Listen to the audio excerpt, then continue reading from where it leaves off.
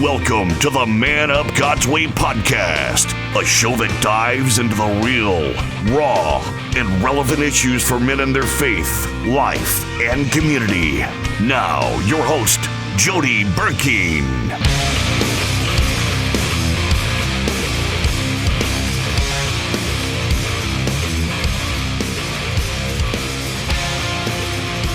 Guys, thank you so much for joining us tonight. My name is Jody Burkeen. I'm the founder of Man Up God's Way and the host of the Man Up God's Way podcast. And tonight I'm excited about the guest that we have.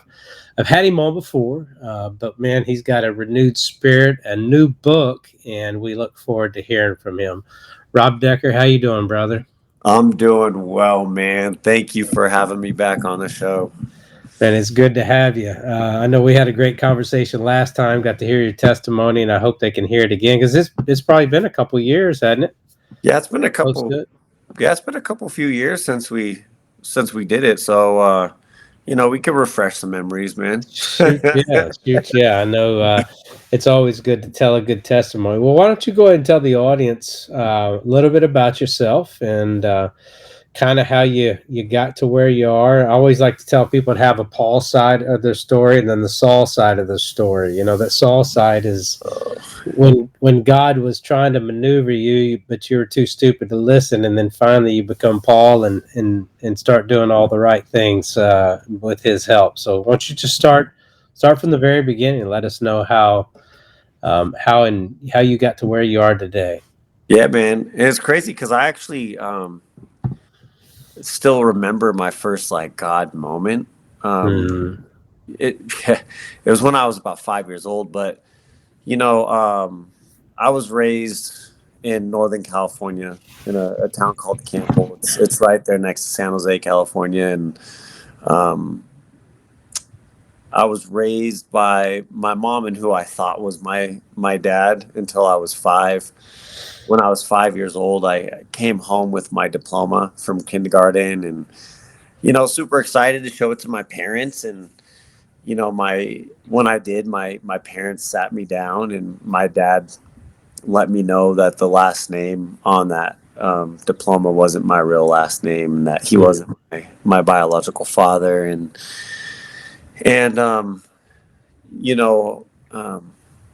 whatever possessed him, my grandma did. My grandma encouraged that. She wanted me to know. My grandma wanted me to know that I wasn't one of them, that I wasn't their blood, and my dad caught the influence of that. And I just remember leaving that conversation, and I vividly remember walking down the street, looking down at the pavement, going to a friend's house, and I was like, you know what, it's okay because God's my father and he loves me. And to be honest with you, I can't even tell you where that came from because I didn't come from a religious household. I know that we had hints of Catholicism in our house, man, but we we weren't a religious family by any stretch of the imagination. And then as time went on in my home, I got to witness a lot of things with violence and drugs and alcohol and smoking and partying. And at a very young age, I'd walk in the room and watch see my parents doing drugs. And I grew up in the 80s. So in the 80s, yeah, you remember the 80s, Jody? Oh yeah, those are the greatest days in all of history. Maybe the 90s because of my age, but but the 80s. So I grew up in the 80s, and things were a little bit different then. Right. And, things were just different. And I remember, the cops would show up at my house, man, and dude, my dad would be getting into it with the cops and wrestling and fighting the cops and go to jail, and hours later he'd be out of jail and still under the influence. And that was just my life, bro. It was my life. I just saw so much of that, and the fighting with my mom all the time. And then when I was about 8 years old, one of the neighbor kids came over and talked me into or encouraged me or convinced me into going into my bedroom closet with him. And he ended up doing some things to me, and I remember just leaving that situation feeling kind of weird. And I couldn't say anything to my dad about it, because actually that kid, his dad and my dad were party buddies. They were buddies, and so I couldn't say anything to my dad. My dad was like that hardcore, hardworking ex-Marine, heavy drinker. Right. He was just that dude, man. Very, very intimidating man. So, I couldn't bring that to the table. And as time went on, I started becoming a sneaky kid. Started sneaking in through my parents' stuff and finding my dad's pornography. And so I started delving into pornography at probably about 10 years old. And, back in the days, the 80s, man, VHS, these kids have it so much easier with these cell phones, bud. Yeah, we actually had to go search for it, like hunt it down and find a VHS. Or Right. I remember being on the satellite, trying to turn the satellite, back in those days, you turn it just enough to catch something in the way. The snow, exactly. Oh my goodness. Bringing it back. But because of like how my dad was, like even with those tapes, like I had to make sure that the tape went back exactly where I found it on the video, and then put it back where it belonged, where I found it. And I couldn't make it look like, anything had been touched, man. But I started delving into, that kind of stuff at a very, very young age. By the time I was transitioning from, I think it was my summer going into freshman year, there was a big shift in me. I was kind of like a very reserved kid. And I think a lot of it had to do with, because I felt so small in my house. But when I went into freshman year in high school, there was a kid that was always picking on me, man. He was like a junior or senior in high school, and this was my freshman year. And we were medals class, man. And I remember, man, he was just always picking on me. And I just sat there and plotted for a couple months. And I waited. I waited for the perfect time for him to walk in front of the class and to go talk to the teacher. And I got out of my seat, and I went and I just freaking, handled business in front of the class, because I had something to prove. Like, I was tired of being picked on, man. And I think a lot of that took place in the house. And so, at least this was a decently fair shot, as a freshman in high school. But at that time too, I was also being noticed by a lot of girls, where that wasn't a big thing for me either, in middle school. And so something started to transition for me. I started getting the respect from all these juniors, upperclassmen, man, because of what had taken place. And so then I started getting this kind of like this bad boy kind of swag. It started like building my identity. I started building an identity through it. And I started dating a young lady. We were about 14 years old. And I remember going over to her house one night, and her parents were out of town, but her dad's best friend was at the house. And even though I'd been exposed to drugs and alcohol my life, I hadn't dabbled in it yet. And so dad's best friend decided to buy us alcohol, my girlfriend and I, and got us very intoxicated. And I watched a grown man take advantage of my 14-year-old girlfriend right in front of me, man. And yeah, and that kind of stuff, that introduced me to getting drunk. And I think I liked getting drunk, not because of what I saw, but because it took me out of my problems in my house. Right. I didn't have to think about that kind of stuff. And so, man, I just started jumping into drinking all the time. Then I got introduced to marijuana. My buddies and I started doing acid in high school. And high school for me was a wash, bro. It was like It was an absolute wash. Right. My mom and dad ended up getting divorced or my dad ended up leaving the house when I was like 15 or 16 years old. He left my mom for another woman, and my mom was like high on dope. Um, Man, my mom would be so high for days that she'd start painting the house or ripping the carpet out, and it was just intense, bro. At that age, to be around that kind of stuff. I Wow. even one day my dad even came home when I was a teenager and comes into my room, and he's like, "You need to get out and do those dishes." And I'm looking at him like, "You're showing up at the house loaded. You haven't been around. You know, you bring your girlfriend to the house. You're coming in here Mm. telling me what to do." Like, and there was some very not Christian words.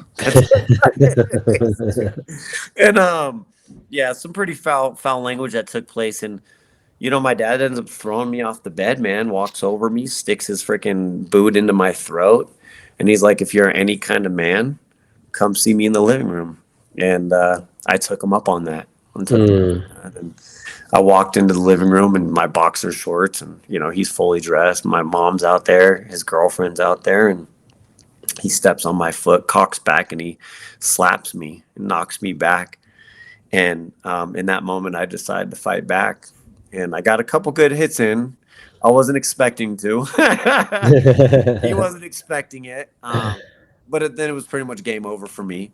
Yeah, he handled business in that moment and threw me, across the room into the couch, got on top of me, and he, hit me a couple times. Mm. Started twisting off my ear, and my mom and his girlfriend had to like break us up. And that was just the chaos of being a teenager. I mean, not too long after that, a bunch of my buddies and I would go to the drive-ins, and we'd sneak in through the trunk of the Mustang, and we thought we were so cool, rambunctious kids, like, yeah, we got it for free, we didn't pay for nothing. Right. Like, and we ended up pulling up to a car where the guy didn't really care for my behavior, and Mm. he let me know that. And so we exchanged some words, and he ends up open the trunk and pulls out a shotgun, and he points it at me.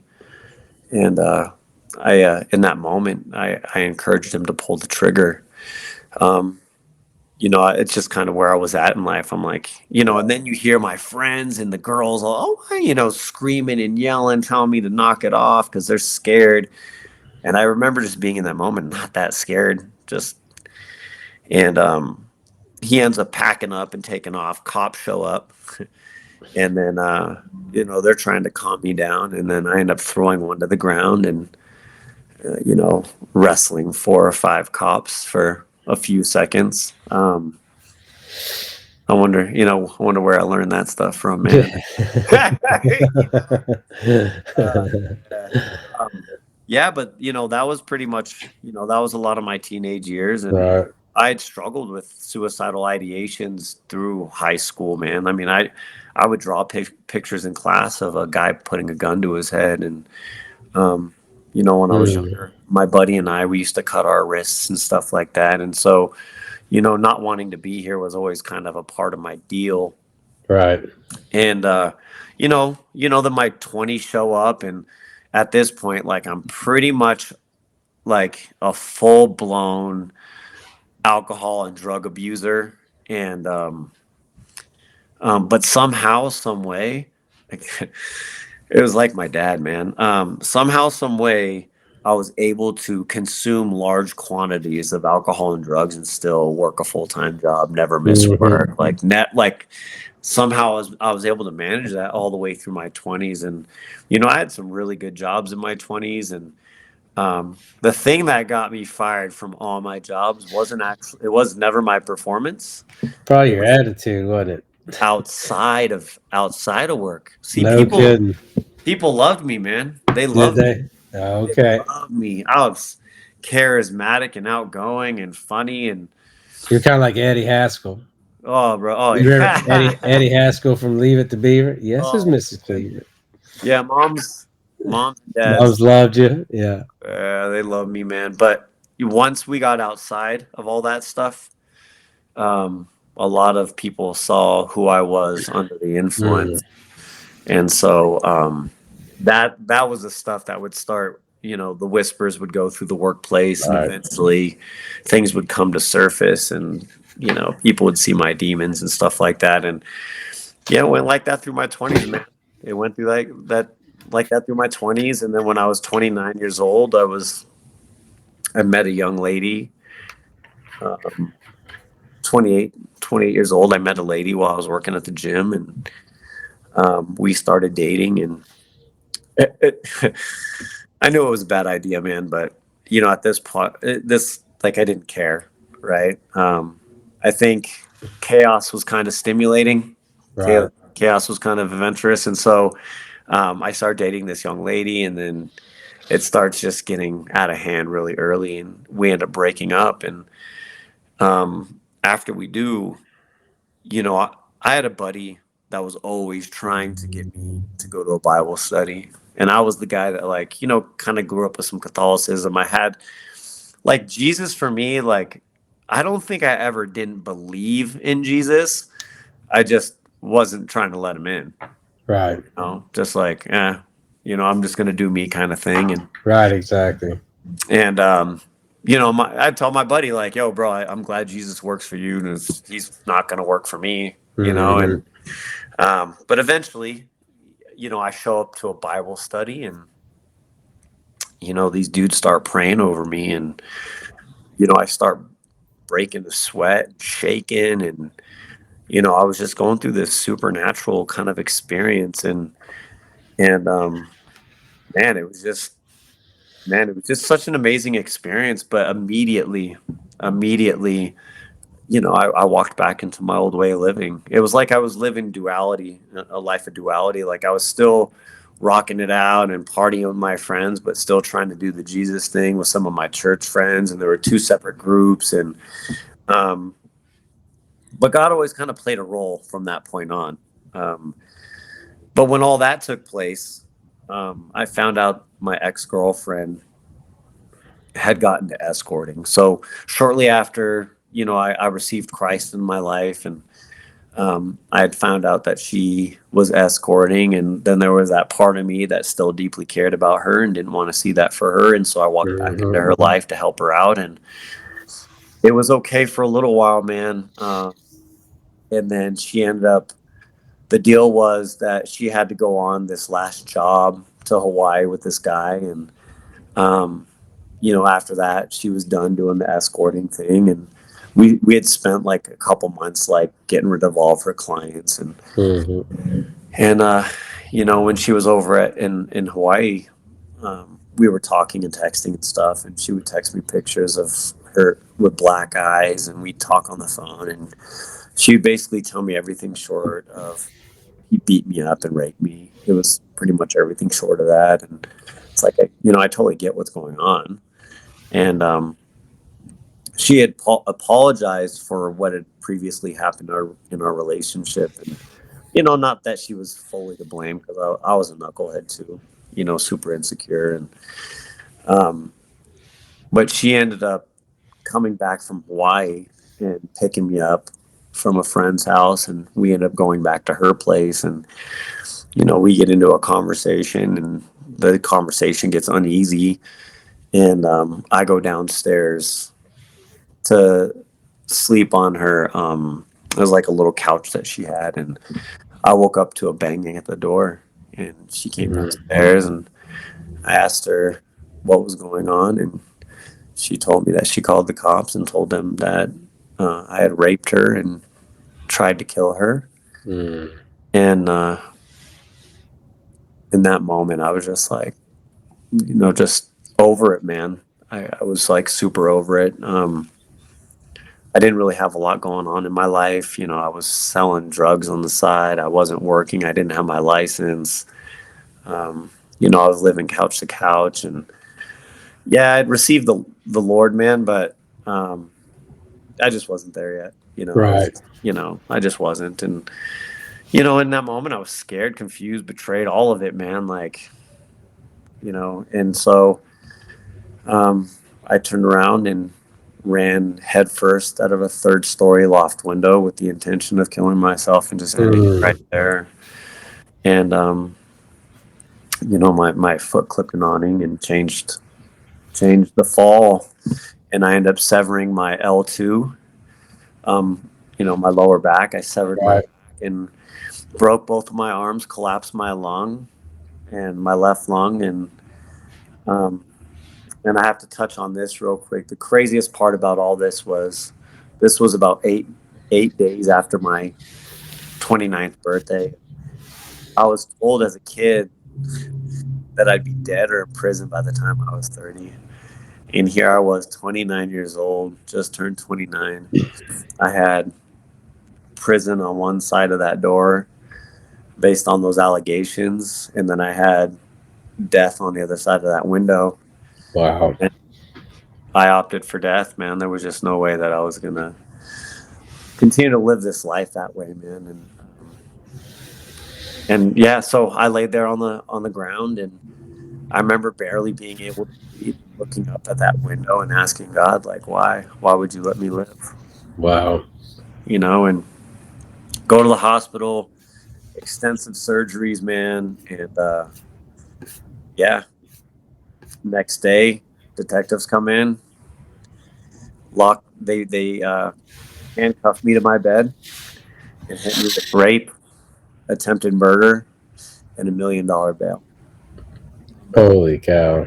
Yeah. And at that point, I had 24-hour surveillance on me too. So they stuck a cop with me for about 24 hours, and I was jacked up. I could barely move. I had, tubes coming out of my neck, tubes going in my nose, patches all over my chest. Like I was on, I believe it was morphine and Dilaudid. Dude, I was bad. I was in a really bad place. Yeah, the way that they had to shimmy the pills onto me just for me to be comfortable for a few minutes before I'd be calling the nurses to come back in to kind of shift me a little, because I couldn't do it myself. I was that right.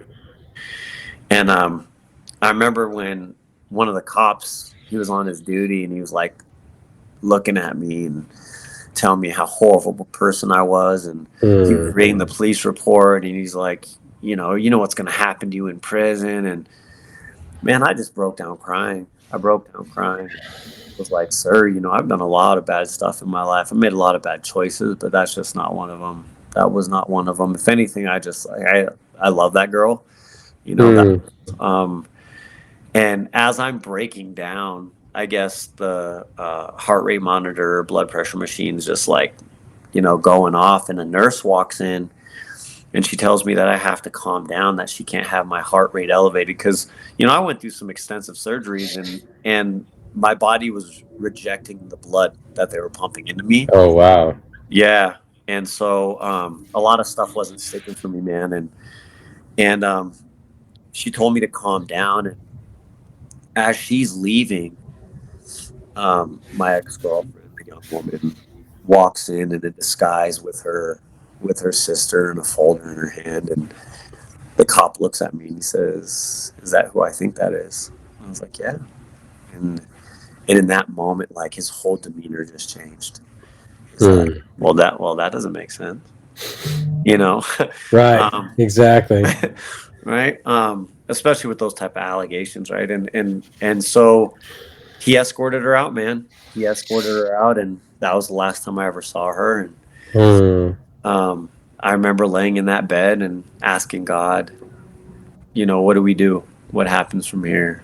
And if you've ever laid in a hospital bed with the chaos of the lights and the noises and the doctors, and it's just super chaotic. And I just remember sitting there and asking the Lord, like, what's going to happen? And this overwhelming peace just consumed me. And it was just like this clear, authoritative voice that says, the charges will be dropped, bills will be paid, and you will walk again. Wow. And I woke up from all that stuff, and yeah. And then the next cop that was manning me, was like, yo, Decker, super cool dude, man, super cool dude, was like, hey, they're gonna let you go this weekend. Wow. Yeah. Well, Wow. so the weekend comes, and they come in and they release me, and I wasn't allowed to have guests at this point, because I was under arrest, right? Still right. So the first person on the scene is my mom, and I see my mom in the hallway, dude, and she's like, her head they're in her hands, and and she walks in the room, and I'm like, "What's up, Mom? You know, what are they telling you out there?" Kind of thing, you know. And she's like, "Nothing, honey. It's gonna be okay. It's gonna be all right." And I was like, "What are they telling you, Mom?" and I was like, I know what they're telling you. They're telling you I'm never gonna walk again. And she just lost it, dude. And I said, "You know what, Mom? I'm gonna be okay. I'm gonna be all right." Um, and my mom looks at me and she says, "You know, son, I wish everything had ended for you that day." Oh, wow. Yeah. You know what I heard? Wow. I heard, "I'm sorry for everything you've been through, son, and I love you. And I don't want you to be in pain, and I don't want to be in pain." So my mom came out of a rough childhood too, and she was told she couldn't get pregnant, and then she had me, and then another man raised me, you know, kind of thing. And so I'm sure she felt somewhat responsible for what was taking place in that hospital bed. Right. And I just, you know, for me, it was just my mom's way of saying I love you, and her brokenness. And at that time, you know, the neurosurgeon comes in and says, "Hey, we're going to try to perform another surgery on you." And like, cool, let's do it, man. And I was I was confident. I wasn't really worried, because you have to sign a waiver saying that, like, there's a 15% chance that you'll never walk again, Right. you know, or you'll be paralyzed. I think that's what I read. Something like this could lead to paralysis or something like that. But I was so at peace with it, you know, and I was like, yo, just have the surgery. I had the surgery. I'm down for a couple days, and then, you know, a PT nurse comes in, and I was able to sit up at the edge of my bed, man, and you know, that was huge for me. And I was already excited in that moment, because I went from a guy that was rocking back and forth in bed, like I couldn't get up for the life of me. When they did attempt to get me up, when my mom was in the room that first time, they tried to get me up, and it felt like lightning ripping through the left side of my body, and like my left leg was concrete, while there was electricity ripping through it all at the same time. Wow. And you know, that's when they sat me back down, and they're like, "Yo, this isn't going to happen." And that's when they offered me, well, that's when they told me they were going to perform another surgery. And so in this moment, like, I'm actually getting up, there's no ripping through my body, and they walk me out into the hallway. And she's like, I just want you to walk." And I wouldn't even call it walking. I was dragging my left leg for the most part, but I was so excited to be on my feet that, like, I just kind of beelined it. I just kind of took off. And because my right leg was so functional and my left leg wasn't, I did this thing where I jerked and I ran into the wall. And I scared the crap out of the nurse. Dude, and I'm over here laughing about it, dude. You could see the concern on her face, because she's just like, I'm like, I'm an all-in kind of guy, like, right. Exactly. Like, right. yeah, I'm just all in all the time with everything. I've had to learn how to manage that throughout the years, and still gets me in trouble at times. But Right. like, I ended up running into the wall, man, and I was just excited because I knew everything was going to be all right. And you know, after 6 weeks in the hospital, I finally got to go home, and you know, I was staying with my mom, and my mom, you know, she comes home one day, dude, and I watch her walk to that front door, and I break down crying, because my mom and I didn't have a great relationship. Right. I was 17 when she had me. And so I don't think she knew how to be a mom, and she didn't know how to love or be loved, or, you know, because of her background. And yeah, I just broke down crying, and I thanked my mom for being my mom. And for the first time, like my mom and I, here I'm 29 years old, and we have like our first adult conversation, right? Like an honest, Wow. sincere, open, yeah, 29. And, so my mom's what, 40, 45 or something. Like my age now, how crazy is that? But like, yeah, we're sitting there, and my mom is starting to tell me about her childhood and being raped and beaten and running away from home, and doctors telling her that she'd never get pregnant, and then she does, and then my biological father's not there, and my mom had been through the ringer herself, dude, and what I realized in that moment, instead of holding grudges toward her and resenting her, even though she was letting me stay with her at that time. That it was my responsibility and my place to forgive her. Right. Because she was just a broken little girl that had a child and did her best with that situation. And then my mom goes to tell me um, how, like, the things that happened to my dad, stuff I never knew about my dad, and how he was a product of grandpa raping grandma. And when he came home from the Marines, he walked in like his wife at the time was with another man. Like he walked in on that. And so my dad had a boatload of trauma. And after my mom told me that, like I had to forgive him too. I'm like, man, my parents are just jacked up, man. Like, and but I think that was the excuse me. I think that was the beginning stages of healing for me, is when I was able to forgive both my parents. And, I spent the next 4 years struggling with drugs and alcohol still, man. I was still eating those pills and getting drunk. And, I was reading the word, and I had friends that were picking me up and taking me to church. Like, this is why I don't judge anybody's process when Right. it comes to the Lord, bro. I was such, yeah, I was a mess. But, I kept going, I kept praying. And after about 4.5 years, I got off of disability. When I was in the hospital, the doctor said, you'll most likely be living off a disability. You probably won't be working much. I was told I was never going to walk again, or I may never walk again. And so I had all this stuff against me. And like, here I am 4.5 years, after that.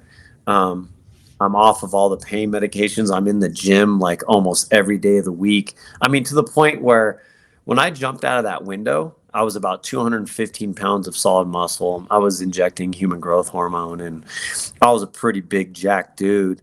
3 weeks into that hospital stay, I was down to about 155. I completely. Wow.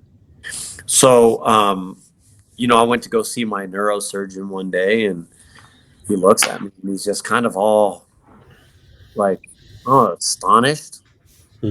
Like you're getting all jacked, man. Like, what's going on? And I just told him, like, I've been in the gym all the time, just trying to get through this and trying to get strong. And it allowed me to get off the pain medication, all that fitness, getting stronger. Actually, it was kind of a double-edged sword, right? It was, there was the pain of the structural damage and the hardware, right? And the weakness. But then there was, the pain of all the training. But I wanted the pain of the training to outweigh the other stuff. And so there was always this kind of like, but I finally got to the point where, now I'm 185, 190 pounds and getting muscular, and I'm riding my bike to the doctor's appointments about 5 miles from where I was staying at. And I was just taking really good care of myself outside of the drinking and using. Wow. I was still kind of working the two in together with each other. And I eventually, I knew I needed to get off a disability. My buddy was like, dude, God does not want you on disability. He doesn't want you living off the system. He wants you to use your story to glorify him, and he wants you to do something with your life. And I was like, bro, you're absolutely right.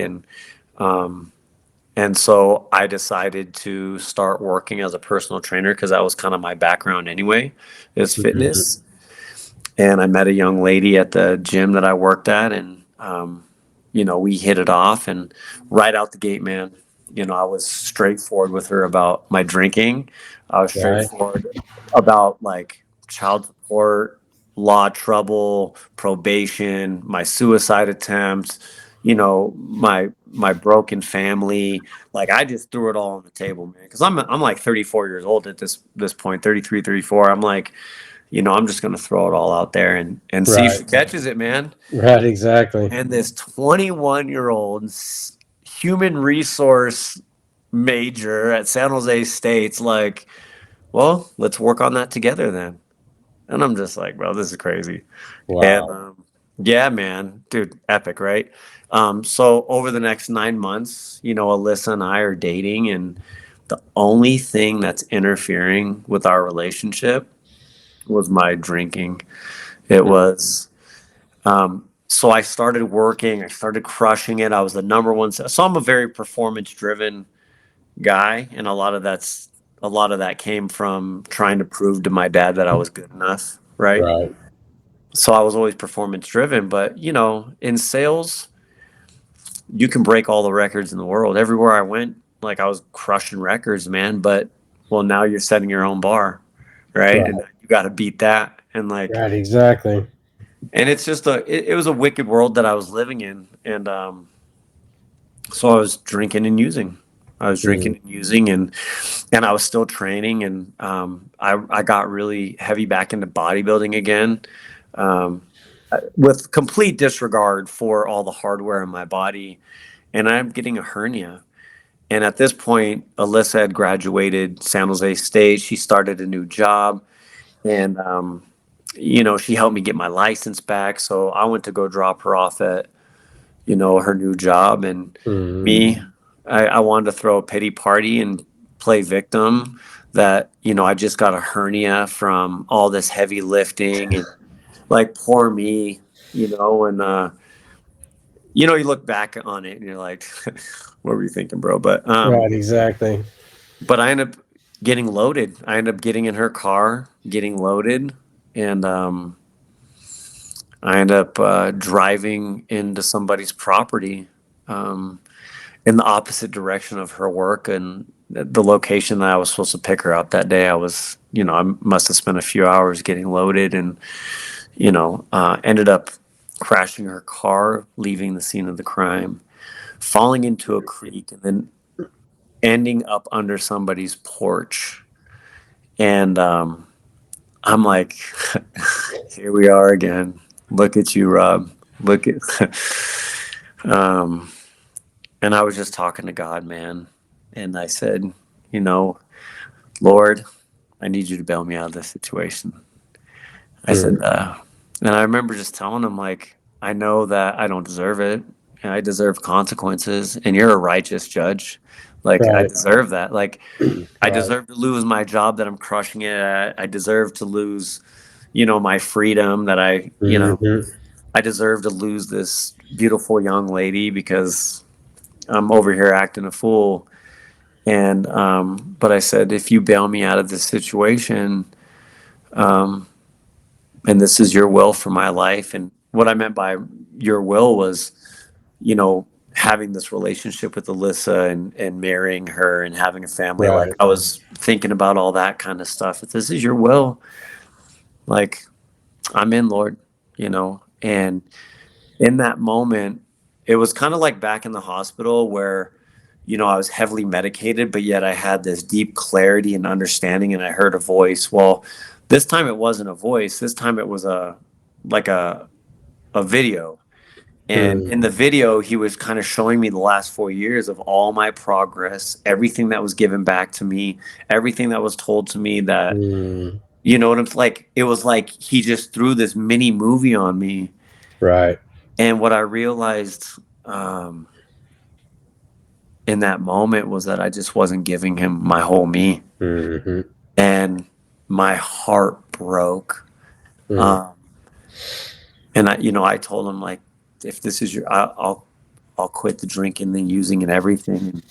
And my heart just turned in my chest. Mm. like I just surrendered it all to him in that moment, and I repented for my behavior, because what I realized is how much he loved me, how much grace he bestowed on me, like his patience for me, like all of it. Like he still blessed me, no, like I was a knucklehead, man. And I swear to you, man, it was like the spirit of addiction just lifted up off me. Praise And I God. and I knew in that moment I would never run back. So that was January 8th, 2013. So I just hit 12 years. I just hit, Wow. yeah, of deliverance. You know, Praise God. Right. it, Exactly. it's not just a sober date. It's not just this is when I get dry kind of thing. Because the crazy Right. thing is I wasn't even dry in that moment. It Right. was it was deliverance. Like that deliverance meant more to me than my sobriety. But the Mhm. deliverance led to my sobriety, if that all makes sense, right? Um, yeah. So I was delivered in the name of Wow. Jesus Christ, bro, and I knew that I was never going back to it. And so, I spent the next few years healing, because the reality was, I started drinking and using at 14 years old. I am 34 years old, 20 years of using and abusing, right? Right. Um, and now it was time to grow up. Uh, you don't get to grow up when you're using like that for so long. Right. Just kind of stagnant in your growth. So, you know, my age got like I was getting older, but like I wasn't mature, Right.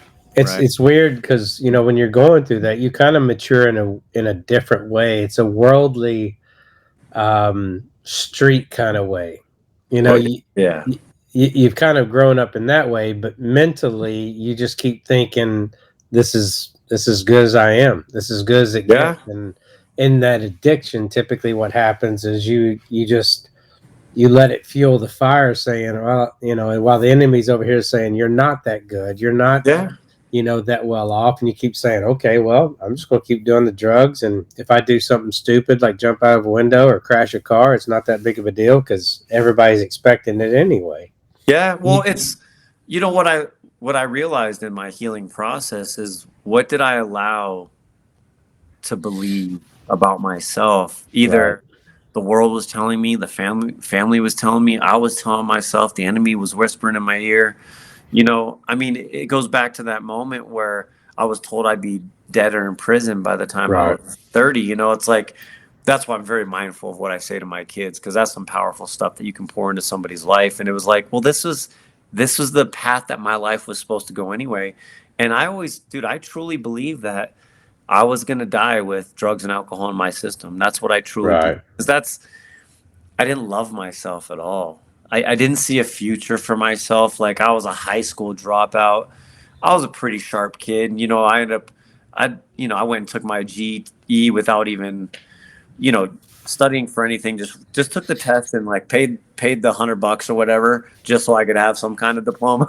right, exactly. Um, and I always excelled in the fitness, nutrition, arena. I found the things that I was passionate about. And so, yeah, man, it's, with the whole addiction for me, it was, a lot of times I was using to quiet those demons, but you were really feeding those demons, and you were inviting more demons in. It's like, I remember week 2 of my sobriety, my wife, asked me to go to AA, kind of as a, just show me that you're trying to stay sober. Right, Even though I had already known I was delivered in the precious name of right, Jesus Christ, bro. Um, and I remember it was my second week of sobriety, and I'm over here, and they're like, well, how you doing it? And I shared my Jesus story, and I said, but here's the crazy thing about me. I knew what I was doing. I had been walking with God for quite some time, because 4.5 years, right, from the time, right, like I've been walking with the Lord. I knew what I was doing. I was making a conscious decision to get intoxicated. And I told the group, I said, if you think about it, alcohol is called a spirit, right? And mm, I chose to remove the Holy Spirit, or choke out the Holy Spirit, and invite right, the Spirit in me, right? And then you talk about using drugs. mm, Well, that's pharmakeia, right? That's witchcraft and sorcery. I was basically performing a seance on myself to allow things in and around me, that come from another realm, man. Right. And I was consciously doing that. Like like poor me, victim me, Right. Exactly. and that's what I was doing. I was playing, bro, and the whole room gets super quiet because I don't think that they realized, what pharmaceuticals or pharmacy or pharmacia Right. and it was just like, and it shut down that meeting, bro. Like they got so quiet. And and for me, I always rep Jesus in those meetings. That didn't last very long because that wasn't very welcome in those meetings. Mhm. You know, but I know how I got sober, and I know the power of Christ. I know the power of His blood. I know the power of surrender and repentance. I know the power of forgiveness. Like, Right. and so I've made it at this point my life's work to be able to walk into people's lives and to see where they're at and understand the things that they've been through, because most likely I've been through it too. I have a plethora of crazy stories, Right. as as um, and I'm grateful for all those crazy stories. I'm grateful for the crazy life. I'm grateful for the abuse and um, I mean, false accusations is never fun, but No, all exactly. but all that stuff built me. I'm grateful for my broken relationship with my biological father and my dad that raised me. I mean, it was 10 years after the fact. Like, my dad calls me up one day, man, and he's like, son, I don't know why you talk to me. I don't know why you love me. I did everything to ruin you, and I never wanted you to be better than me. Hmm. And what I heard my dad say, because dude, macho Marine, tough guy, Right. alpha, like, um, I heard, "I'm sorry, son. I love you." Hmm. And I know that he felt responsible for some of how my life turned out. But at this point, I had Jesus, and I knew that even though he was still in the midst of his dysfunction, I still maintained a relationship because I gave him the grace of, like, bro, you tried to raise another man's kid. Right. You did the best you could. Hey, I love you, man. And at the end of the conversation, I told him, it's like, well, Dad, you're my dad and I love you. That Right. was how that conversation ended. And then, a couple days later, my niece calls me up and she's like, Uncle Robert, Grandpa's dead. And Mm. I truly believe in my whole heart that he was on his way out and he knew it. And he needed to get that off his chest. And Right. because that I had forgiven him, even though I set some pretty, you know, solid boundaries around a lot of those things, um, I think that he felt free enough to be able to have that conversation with me because he knew I Right. was going to be receptive to it. And then you fast forward a couple years and, I'm driving around and I hear that voice again. Hey, I need you to call your dad. And, I knew that was my biological father, right? So I reach out to my biological father through Facebook, and he goes and tells me, "Hey, man, I'm glad you reached out. Don't know how to break this to you, but I got 6 months to live." So Wow.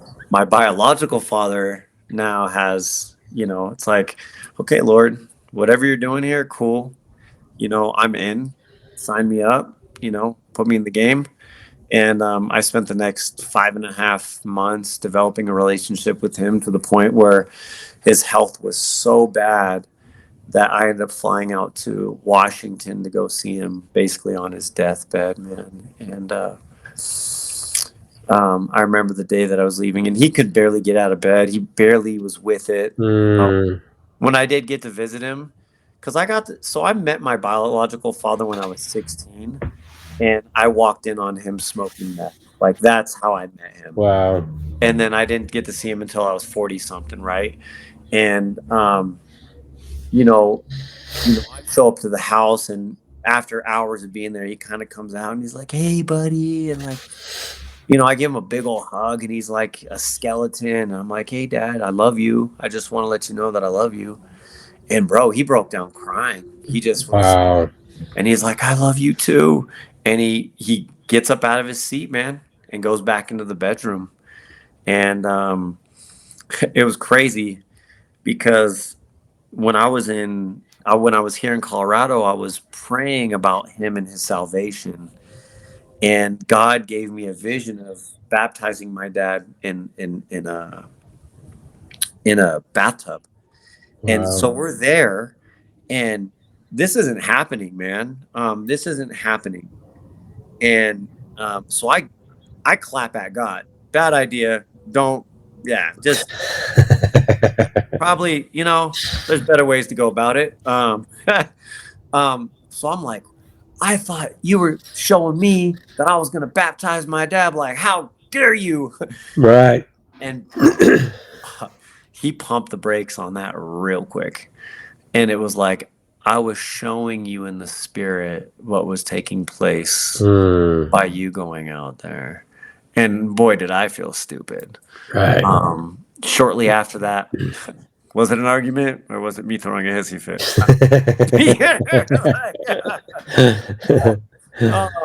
But anyways, so then my dad, because in our conversations, he's like, I don't really do the God thing. Religion starts war. Like, but that was like our 5.5 months of conversations, right? My dad, my biological father, walks out of the bedroom randomly and says, Jesus is coming back soon. Jesus is coming back. And I'm like, Jesus in the building? He's in the building? Like, what? And his girlfriend had heard it then. And, and then I had to leave, and I walk into his room and I'm holding his hand, and he's pale, he's cold, he's emaciated, his eyes are sunken in, his breathing is like, shallow is like not even the word for it. And I was just like, Dad, I gotta go back home, but just know that you've been forgiven. You're forgiven, and know that I love you. And out of nowhere, dude, he says, no, not yet. Clear as day, mouth like not even moving. And he projects that toward me. And I just buckled. And I was grateful for that because I'm sure I needed it somewhere in my soul. Right. In my growth, right? But again, it's that forgiveness thing, right? Right, exactly. In obedience, right? God's like, call him, so you do. Right. But I never held a grudge. I'm like, I don't know what this man's been through, and and the shame that he's dealt with for 40 plus years, knowing that his son's out there, and how does he even approach that at this point? I just wasn't mad at him for any of it. So, Right. But then I go home, and it was Martin Luther King Day actually that I left. Crazy. So yesterday, pretty much. Right, exactly. 3 years ago. I get the call. That Mike is dead. And the craziest part was when his girlfriend's daughter picked me up from the airport, they basically said, Mike's holding on to life right now because he wants to see you before he goes. Yeah. Woo! Wow. That doesn't just jack a dude up, bro. Right. Heck yeah. Wow. But all glory to God, man. It's to be able to have these opportunities to have closure and healing and breakthrough. I got to share this story. I told you about the young boy that did his stuff to me when I was a kid. Right.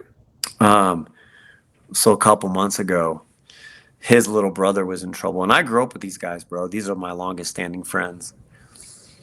So his little brother reaches out to me, yo, dude, I'm gonna be dead or in prison if you don't help me. I have no one out here in California. No one can help me. Everyone's doing the same thing. He's like, bro, I've been watching you for 10 years on social media. I see your life. I see what you've made of it. Like, I need what you have. And I'm like, okay, bro, I'm gonna get you out here. I'm gonna make that happen. I just want to see you live. I want to see you, thrive in this life. Well, part of that was my mom calling me up and was like, yo, his brother wants to talk to you. See, he didn't know about what his brother had done to me. It was something that was never talked about. But I told Right. my mom about it, so my mom knew. And she's like, "Are you okay with talking to him?" And I'm like, God's up to something else again. What are you doing?" Yeah, exactly. And so we get the younger brother out here, and so so basically the older brother wants to talk to me about Mm-hmm. his brother's behavior. Mm. So he gets on phone and like immediately starts talking. He just starts unleashing. I said, man, I know what I'm getting into, and I love your brother like family. He's a brother to me, and I just want to, hey, we got to give it a shot at least, right? We got to give it a Right. shot, and you can trust me to do what I can to help him out. And we're getting toward the end of the conversation. I'm like, hey, man, I know what happened between us as kids. Like, bro, going into that phone conversation, I was so Wow. well because God told me that I had to make that call. Like, you're not done healing, and Right.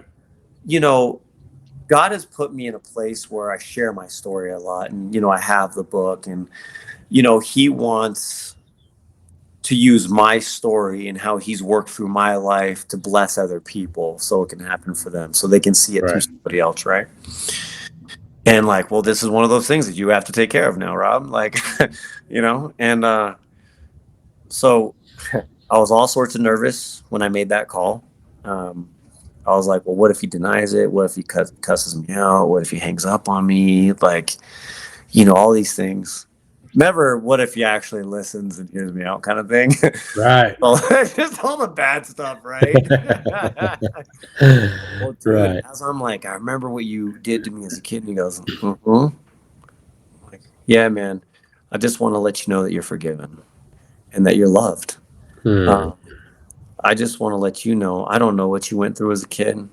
I don't know what happened to you. I don't know what's happened to you over the last 30 plus years, man. I have no idea.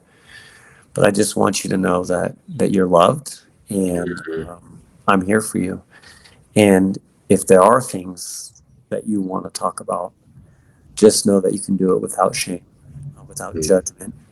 Dude, God is good, man. God is good. He goes, mm-hmm. He gets quiet for a second, and he goes, thank you, man. I really appreciate that. All right, bro. I'll talk to you later. Love you, man. Click. Yeah. And that was a huge weight, a huge weight. But, I think for a lot of men, and I'm not telling men right now, like, hey, you need to go call your perpetrator. And like, God needs to bring Right. them to, Yeah, that happened to me as well. But ooh, it took it. I was molested when I was 11 years old by my baseball coach, who happened to be the youth pastor at the local church. And we ended up, I told my parents about it. About 6 months later, after it happened to me, I was with a sleepover with a couple other guys, and well, I don't know how the conversation started, but we found out that it had happened to all three of us by the same guy. And so later on, I went and told my parents about it, and it just kind of shocked. And I didn't say anything other than he's an FAG. Like, that's all I could say was, yeah. I couldn't tell them why or any of that kind of stuff. And so, I finally got him to believe it, and we ended up taking him to court and doing all that. And he got 30 plus years. And I had turned 18 and I joined the military not much longer after that. But in my mind, I thought, I'm going to kill this guy. Yeah. So we're going on, 7, 8 years after this, 10 years, and I'm still thinking about it. And I'm wanting to kill him. And so Yeah. I become the best marksman in the Army, in my platoon, not in the Army. I was going to go to sniper school, but I ended up not going to sniper school. And I learned how to shoot because that's what I was going to do. I knew exactly how I'd shoot him. And I got out of the military, I was married to my wife, and, we started making a living and, living for the world. And still in the back of my mind was, I'm going to kill him. I'm going to kill him. I'm going to kill him. And I knew exactly how. I was a great shot, and I still was a good shot. And I was just waiting for the day that he'd get out of jail. And man, years would go by and nothing, he wouldn't get out of jail, and just keep going and going and going. And I'm 33 now, and I give my life to the Lord after running with the devil for as long as I did. And I had 2 kids, and about a year later, I'm discipling this guy, and he's an alcoholic, and he just will not quit drinking. Well, one day I get a call from the local police department saying, "Hey, there's this guy down here at this bar, and he's screaming and yelling, saying, you're his pastor, and if you don't come get him, we're going to take him to jail." And I was like, "I'll be down there in a minute." And I go get him, and I'm taking him home, and all of a sudden he headbutts me, like just in the side of the head while I'm driving. And I'm at a 4-way stop. I stop, and next thing I remember is I was picking him up out of the 4-way stop and picking his teeth up at the same time. And I'm one of the associate pastors at the church, and I'm it's rush hour traffic in the middle of our little town, and I've got this guy out here just bleeding all over the place, and I throw him in the car, I drive him home, I kick him out, just throw him in the yard, and I go back to my church, and I am praying. Like I'm at the altar, and I call my elders. I'm thinking, man, I'm getting fired. They're going to kick me out of the church. I'm like, God, I quit drinking, I quit smoking, I quit doing porn, I quit doing all these things. And like, why am I don't understand. Why am I so angry? And I'll never forget, I was sitting at the altar of the church, and he said, "Forgive him." And I was like, "Well, he didn't do anything but headbutt me. I'll forgive him." He's like, "No, that's not who I'm saying forgive." Ooh. I was like, "Oh my gosh, dude!" And I kid you not, I right there, I said, "All right, I forgive him, Lord. I don't want to think about it anymore. I don't want to do anything anymore." And within 3 months of me doing that, forgiving him, he got out of jail. Like, it just kind of, because I'm still thinking, like, yeah, exactly. I'm still thinking I'll kill him. I'm a Christian now. I can ask for forgiveness. I'll pull a Paul. I'm gonna like, go. Once saved, always saved, bro. Exactly. Exactly. But it was that moment that I forgave him, and to be honest, that was right at 20 years ago. Yeah. I had only been able to talk about it for the last 15 years. Yeah. Like, I get it. For it to even have a conversation about it, or to help somebody out, or share my testimony. But I know what when you say those words, "I forgive him," or "I forgive you," there is something supernatural that happens to the mind, body, and soul, that it's like the weight of everything just comes off. Yeah. And man, it's freeing. Like, I thought more about that guy than he ever thought about me, even though I put him in jail. Oh, for sure. You know what I'm saying? Like, all I did was sit and think about it, and think about it, and think about it, and think about it. And then it was just eating me alive. And you're so right that until God tells you, you can't tell somebody, just say, "Hey, go forgive." Sometimes God's gotta put you in motion to be able to do that. And he's got to take you through this process to where you do the stupid things, or you say the stupid things, and finally it's like you and God, there's nowhere else to go, and he's like, "Now's the time." Yeah. And there's something supernatural that happens there. Yeah. Well, it's crazy. Like, I have a church situation that I talk about in the book, where a worship pastor, they did my testimony at the church, and the worship pastor comes up to me, and he's like bawling his eyes out. And from that moment, we became friends for a couple of years. And he ended up having some marital problems, and his wife left him. And so he reached out to me and was like, "Man, do you want to move in and help me out with the kids?" And and it was strange, because it was a time that I really needed some help too, and he needed help, so it just seemed like it was from God, right? Oh, this is the way it's supposed to be. Well, man, I remember my first night in that house. We were drinking, and like, I was lifting again and getting strong. And dude, he challenged me to a wrestling match, and right away, yeah, yeah. So right away, he did some things he shouldn't have tried to do, and at that point, I was like, bro, we're done. Well, over the next kind of few weeks, man, he would make these comments about men in the church and leadership and the things that they were doing, and which I'm sure there was some truth to it. And but and I was so fresh in my Christianity, man. Like, I had, like, why, like, this is how we do this, like, this is what Right. this is, like, and one morning, bro, like, I woke up and I opened up my bedroom door, and he's standing right across me, just, and this is a worship pastor, man. Wow. Yeah. Mm. And eventually he kicked me out of the house. Started telling people in the church that, I was talking crazy about killing myself again or something like that. And so he couldn't have that around his kids, but he was poaching on me, bro, is what he was doing. And, you fast forward a few years, and I held on to that stuff pretty bad. Right. And especially coming from the church. Right. Like, Exactly.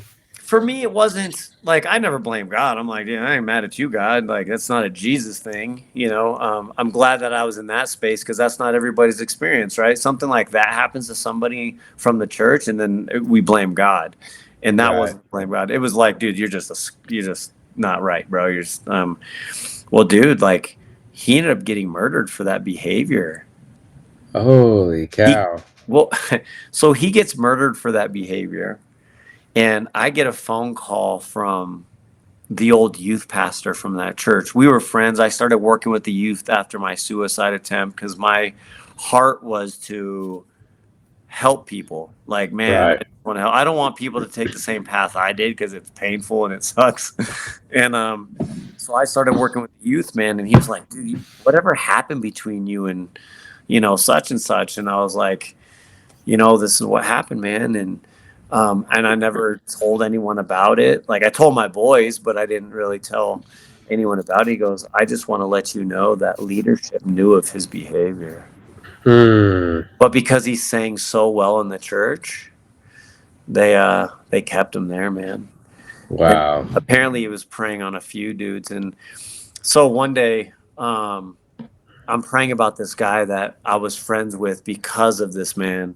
And I'm like, I wonder whatever happened to that dude. Now I started looking up on Facebook, and then, bro, I couldn't find him. And then out of nowhere, like, he pops up under this alias on my Facebook. And I'm like, you got to be kidding me. So I reach out to the kid. No, he's older now, but, he's younger than me, so he's a kid. I reach out to him, and then he starts telling me all the stories of things. Oh, my goodness. Bro, I'm like, the things that happened to him. And right. I'm like, this is crazy.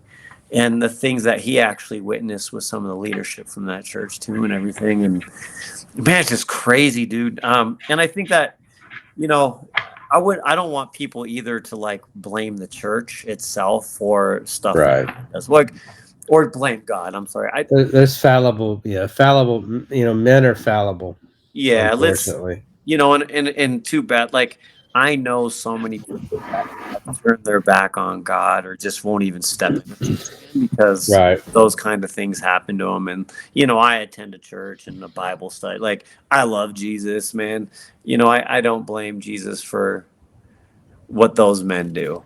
Right, exactly. And you can't. Nah, so...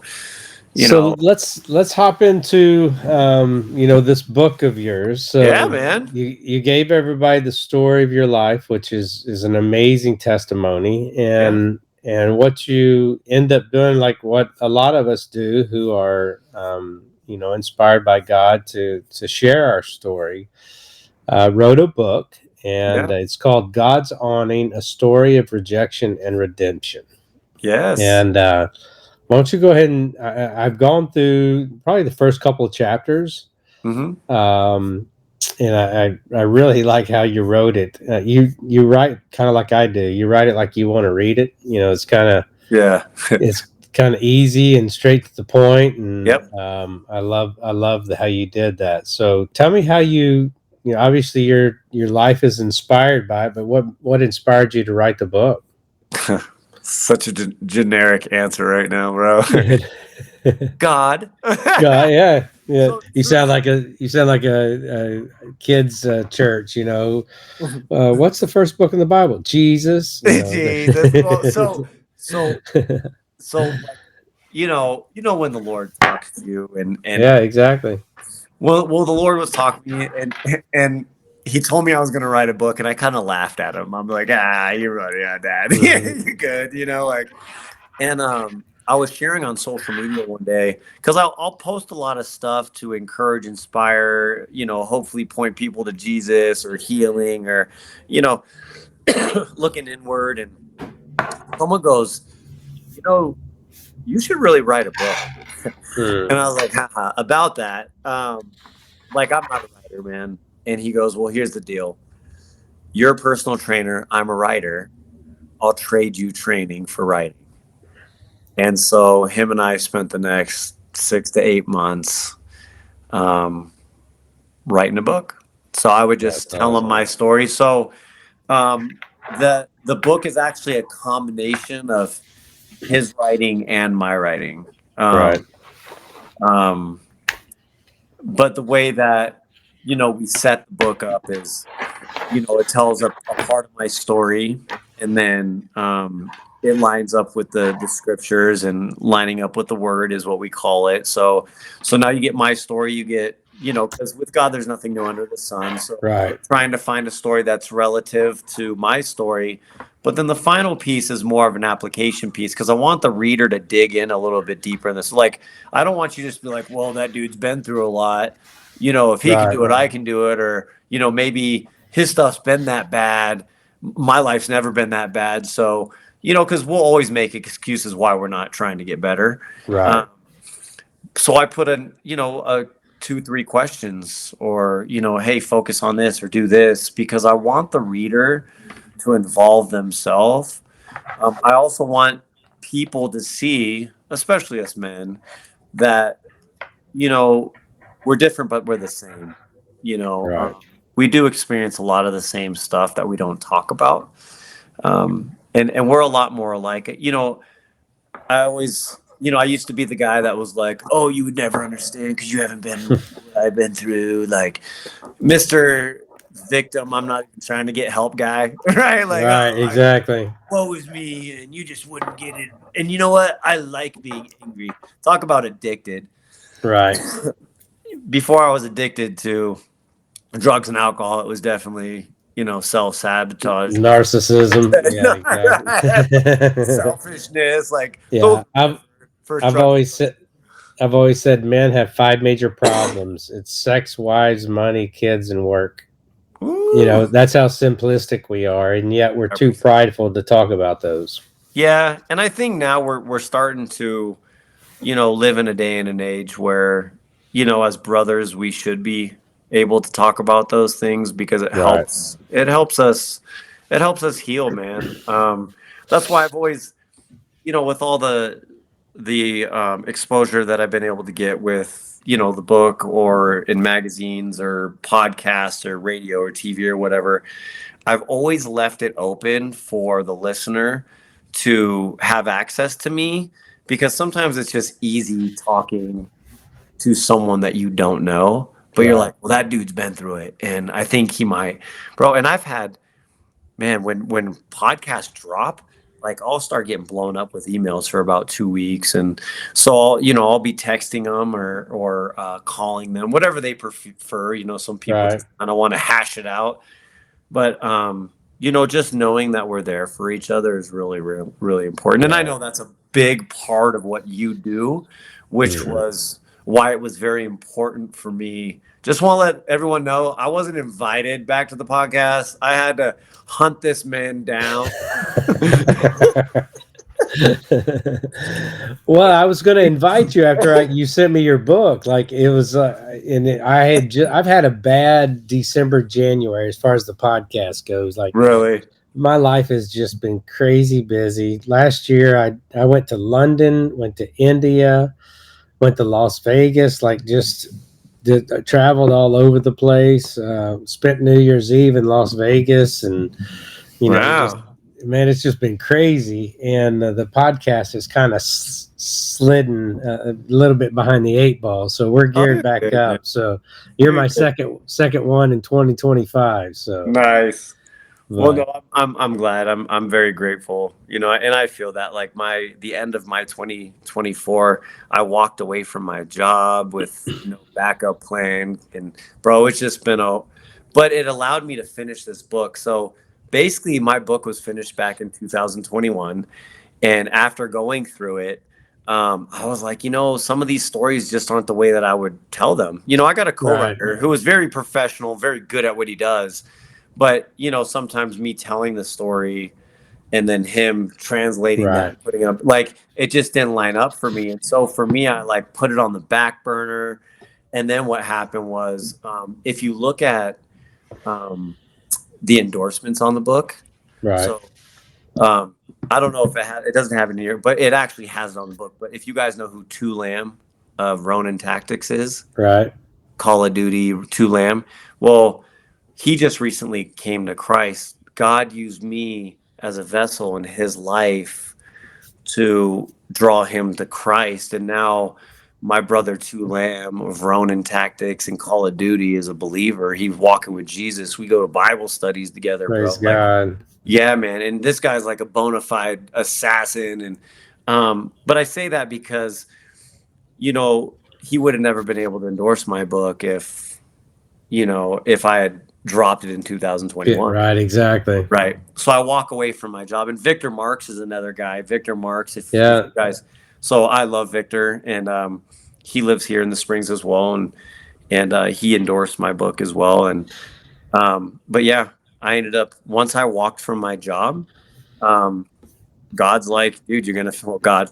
Use my wife, really, my wife, like just finish the book. Just not, yeah, just put it. So God, Just yeah, that's great. I could go places with that, but Yeah. but anyways, yeah. So then I got to finish the book, and So you kind of wrote this like as a story slash devotional yeah. So well, and style. It seems like, and it's even got some questions and some challenges and stuff like that yes, in the work, yeah, kind of like a little workbook too. yeah. I made the stories easy, right? We Yeah. made the stories easy, and then we added like, yeah, kind of like the devotional, and then the application piece. And what's really cool, dude, is it's already in a prison. They're working on putting it in their curriculum. So it already made it to a prison in Wyoming, and then I'm going to go out to Wyoming after the residents read it, and we're going to do a Q&A and a book signing. And um, I was going back and forth with someone else who had a podcast, a faith and recovery kind of podcast, and they told me when I sent them the book, they immediately went into a jail where they lead a recovery program, and they've been using my book as curriculum in That's that awesome. jail. And then I know in Florida, a bunch of books were bought for a Bible study. A woman that I used to work with, and I didn't even know this, she said that working with me helped lead her to Jesus. And I had no idea. Wow. It was like, you were the guy. And I had no idea, man. I had no idea, because I am not shy about Jesus. But she ended up buying a bunch of books for her Bible study, her women's Bible study, and they're using my book as a Bible study right now. And so, That's you know, awesome, brother. yeah, I want, the churches may be the hardest to get into, but I hope that That's in general. That doesn't matter what kind of book you have. yeah, no, I get it. No, You can barely get the Bible in most churches. fighting over like the kind, like, Exa- right? Exactly. James only brother over Yeah. here. Yeah. But That's anyways, funny. but the goal is to get it in prisons and jails and youth facilities, and anyone that's willing to dabble in Jesus and unpack hard stuff. And you know those chapters are relatively short because we know that the culture we live in as well, Right. all of us are just either we're super busy or, we're victims to Instagram reels and TikToks and Right. right. Short No, attention I spans. think you did a great job on it, honestly. Like I told you, I read the first couple of chapters, and I just haven't had a chance to get through the whole thing, and I will. But I think it's a really good book for you to the format. You don't typically see that. It's usually just either your story or it's a devotional. Yeah. And you've even got a little workbook, a little work, books Yeah. on the end of it, just to be able to write down some things. Because writing down your thoughts, your ideas, even you have some meditation in here Yeah. for them is key to actual learning and knowledge when you do write those things down. So I think that's pretty cool, pretty good concept that you have there. Nice Yeah, job. that was all from the Lord, man. And it was like, I want you to get to know me through the story. I want you to see yourself in my story, and for the parts that you can't, like, hey, we're always going to point at Jesus. We're always going to point at the Bible, because that's the ultimate authority. God's the ultimate authority. And then, let's unpack some stuff in ourselves, right? Let's That's awesome. and that's the whole, like, I really hope it is used to either draw people in a deeper relationship with Christ and healing through that process, or someone that's on the fence and they get to know him more because of the story. Like, at the end of the day, man, it's about people's salvation and their healing. Right. So Amen. Well, man, I am so excited for you.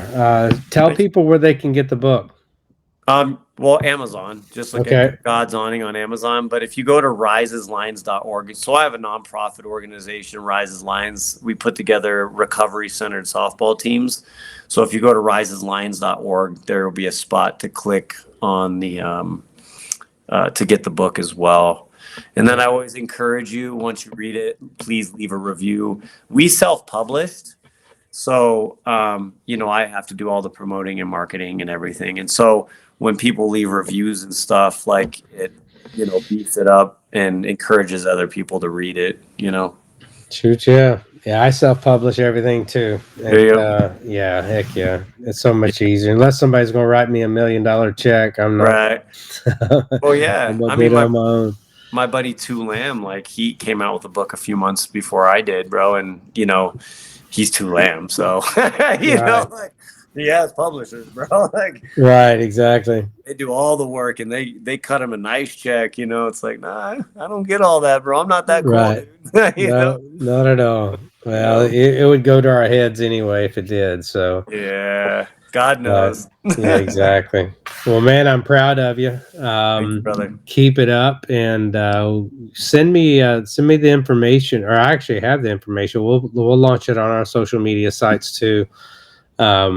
Give you some. We got just shy of 1 million followers, so hopefully that'll help boost up some sales. Yeah, if you could, get it out there in the groups and stuff like that, and Will do. Yeah, every little bit helps, man. And it's only a $14 book, so.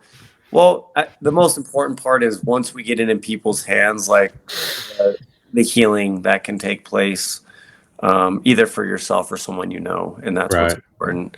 It will never replace the Bible. It's just that I know that, Revelations 12:11, it's by my testimony and the blood of the Lamb, man. And, I share my testimony because of, Jesus. And I don't get these accolades without him. I always tell people, if they buy my book and it causes them not to read the Bible, then use my book for kindling. Right. Just burn it, Marker. Right. It keeps you from reading the Bible. Don't read it. I hope it pushes you toward to read the Bible. Yeah. Know your source. Yeah. Like, the Bible is my source. The Lord is my source. Prayer is my source. And so, yeah. Amen. Well, God bless you, brother, man. I'm proud of you. Keep it up. I can't wait to hear the next half of your story one of these days, and we'll stay in touch and have you on here more than once, dude. Absolutely. I'll keep coming back. Don't threaten me with a good time. Shoot, yeah. Heck yeah. Well, we'll get you on here. We've got so just so you know, and the audience knows, we're starting some Man Up God's Way recovery houses up in Seattle. And so we're going to start a podcast as well. So it's going to be Man Up Recovery. And stop it. Yeah, so we'll get you on there, dude. Big time. Why don't you get like a men's house out here in Colorado Springs? We'll try to do that as well. So I mean, you got a guy that's all I about know it. Amen. You don't have to look far to get that help. Okay. All right. Well, let's just pray and see what God does, man. That's a great idea. Amen. Well, I'll be praying for you, brother. You take it easy. You too, brother. Appreciate you. God bless you, man. Thanks again for everything. You've been listening to the Man Up God's Way podcast. Visit us on Facebook, Spotify, Apple, iTunes, and our website at manupgodsway.org.